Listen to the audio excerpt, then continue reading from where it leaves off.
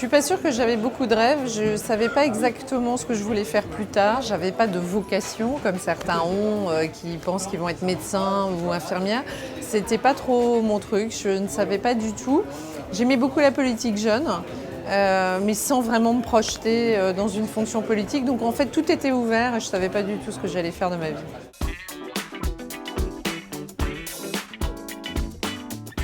C'est aussi de la chance de rencontrer des personnes qui peuvent vous faire confiance. Après, il faut inspirer cette confiance. Quand on vous donne des responsabilités, notamment très jeunes, on a envie d'être à la hauteur. Donc en général, on se dépasse, on bosse beaucoup. Je pense que j'ai beaucoup travaillé, j'ai eu envie de délivrer et puis je crois que je suis quelqu'un de fiable et de loyal et que ça a sans doute joué dans la confiance qu'on a pu me faire à certains moments. Après, c'est aussi les opportunités de la vie. À Canal+, il y a eu beaucoup de changements, donc moi j'étais plutôt promue, donc ça m'a fait peut-être grimper les échelons plus vite que d'autres.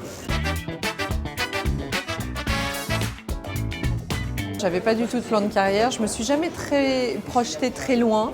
J'ai surtout essayé de bien faire les missions, les tâches, les responsabilités qu'on me confiait. C'était ça mon moteur. Et puis ensuite, une fois encore, à certains moments, saisir des opportunités, beaucoup de rencontres, d'envie de travailler avec tel ou tel. Un jour, j'ai compris qu'il n'y avait pas que ce qu'on faisait, mais aussi avec qui on le faisait. Ça, c'est très important. Et puis, une fois encore, de la chance probablement et de l'envie, de la passion. J'aime bien faire les choses à fond, donc si on me propose quelque chose, j'hésite pas à foncer et quitte à changer un peu de voie. Je l'ai fait plusieurs fois dans ma vie parce que je ne suis pas linéaire et je déteste les longs fleuves tranquilles.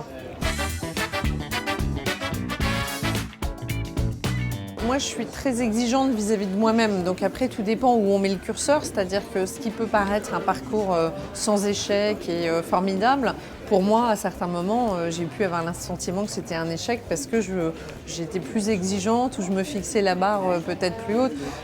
Dans l'ensemble, comme tout le monde, je pense que oui, j'ai eu des échecs, mais c'est vrai que j'ai un tempérament très positif. Donc moi, je suis plutôt dans le rebond que à me morfondre sur l'échec.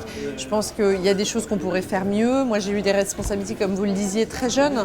Quand on est très jeune, ça a des avantages, ça a des inconvénients, notamment dans le management. Je pense que j'étais beaucoup plus dur il y a 10 ou 15 ans que je ne le suis aujourd'hui parce que quand on est jeune, qu'on a des responsabilités, on se met une forme de pression à soi-même qui peut se répercuter sur l'exigence qu'on attend de ses équipes.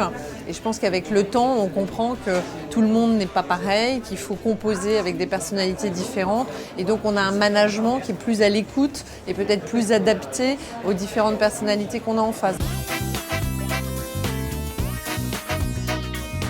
Le déclic, en fait, je ne partais pas pour faire de la politique, puisque quand j'ai quitté Endemol, j'ai remonté une société et je repartais pour un LBO dans les médias, accompagné d'un fonds anglo-saxon.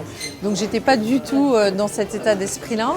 Et puis Alain Juppé me l'a proposé. Je suis née à Bordeaux, c'est ma ville natale, ma ville de cœur. C'est Alain Juppé, un homme pour lequel j'ai plus que de l'admiration, du respect et en plus en termes politiques une adéquation de mes idées. Donc je me suis dit, j'ai réfléchi mais pas tellement longtemps, je me suis dit que c'était un alignement de planètes assez incroyable puisque j'avais démissionné d'un grand groupe comme Endemol dont je dirigeais Endemol Monde.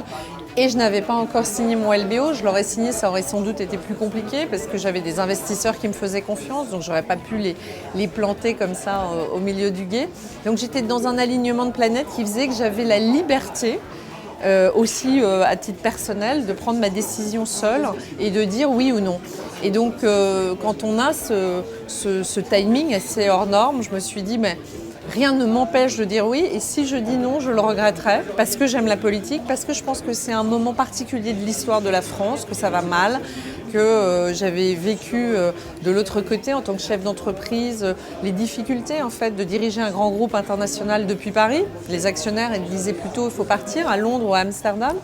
Et que j'avais envie de faire quelque chose à ce moment précis et que je pense qu'apporter cette petite pierre à l'édifice, c'est noble. Je crois que les femmes n'ont pas assez confiance en elles et Je pense pas faire exception finalement à la règle, peut-être moins que d'autres, parce que j'avais une assez forte confiance en moi professionnelle, mais peut-être une confiance en moi moins forte à titre personnel. Je pense que c'est très féminin, donc moi j'aurais tendance à dire aux femmes, ayez confiance en vous, regardez autour de vous. Les femmes ont absolument démontré leurs compétences, leurs capacités, donc il n'y a pas de doute à avoir sur le fait que parce qu'on est femme, on serait moins compétente ou moins capable. Ça, c'est sûr que non.